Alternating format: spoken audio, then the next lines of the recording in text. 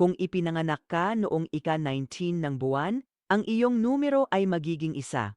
Pinagsasama nito ang kalayaan at matibay na pakiramdam ng responsibilidad.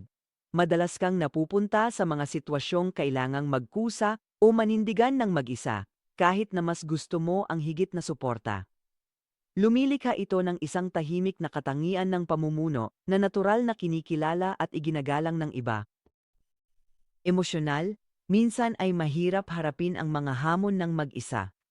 Ang pagbalanse sa sariling kakayahan at pagtanggap ng tulong ay mahalagang aral sa iyo.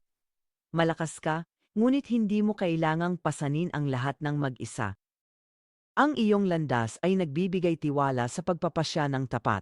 Sa pagtitiwala sa iyong kutob at lakas ng loob, nagiging inspirasyon ka sa mga nag-aalinlangang magsimula ng bagong kabanata.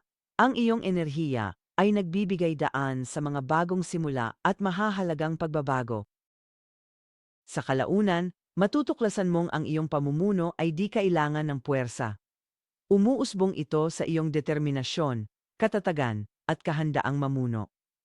Para sa dagdag na kaalaman at gabay, bisitahin ang absolutelysakishi.com o tumawag sa 1-800-498-8777.